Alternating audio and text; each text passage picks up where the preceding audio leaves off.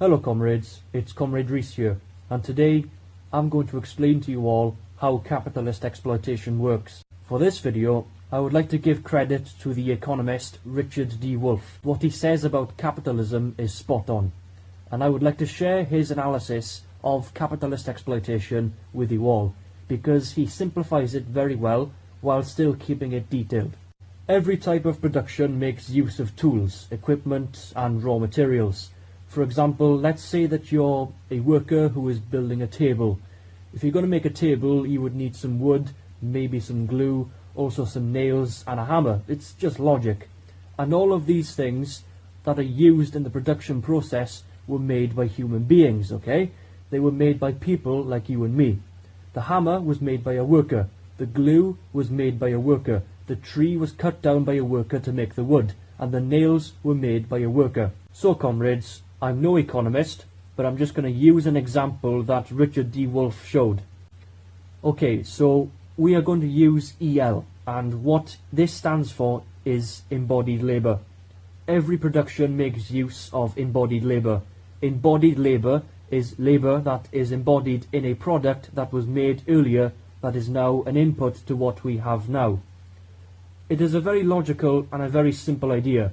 With this embodied labor, so labor embodied in all of the tools, equipment and raw materials, production involves the addition of LL, which stands for living labor, so you, the worker. Therefore, embodied labor plus living labor gives you TL, which stands for total labor in whatever we produce. So it's very simple to get your head around. In other words, here is the value of all the stuff that you use up when you produce, so the tools, equipment and raw materials. Then there is the value added by you, the worker, who uses those tools, equipment and raw materials to transform the raw materials into the final product. Therefore, the EL is the glue, the wood, the nails and the hammer. The LL is your effort as the worker to make the table, and the TL is, of course, the table that you have created. What exactly is capitalism all about? The embodied labor, so the work done by working people in the past, becomes the private property of a very tiny minority of rich people. And you all know their names, comrades. They are called capitalists. The capitalists did not make this stuff at all, okay? Somebody else made that stuff. Workers made that stuff. However, those workers did not get to keep what they produced. They lost what they produced. And what they produced became the property of the capitalist, and the capitalist brings whatever it is that they own to the production process. We'll say about £100. So now we know that you, the worker, are making a table using £100 worth of hammers, nails, glue, wood, etc. Then you, the worker, add value to what you produce by changing the wood, nails and glue into a table. Let's also say that this product that you have created is also worth £100, just to make it very simple. Therefore, the table itself is worth £200, okay? £100 plus £100 equals £200. The maths here is simple, and that's coming from me, because I'm usually shit at maths. Now, let's use logic, just like Karl Marx did. You see, this is what a capitalist does. They bring £100 of what they have come to acquire, but they use that £100 up. That is the tools and equipment used up. So that £100 shows up in the table as half of the £200 that table is worth. And we know that the table is worth £200, because in addition to the £100 of tools used up, there is another £100 of new value added by you, the worker, who worked to make that table, which is worth £200. Karl Marx then thought to himself, for the capitalist, they want to get back what they laid out. They want to get back the £100. The capitalist gave £100 to the production process. So when the capitalist sells the table for £200, they are going to take £100 of it to replace the tools and equipment used up to produce the table.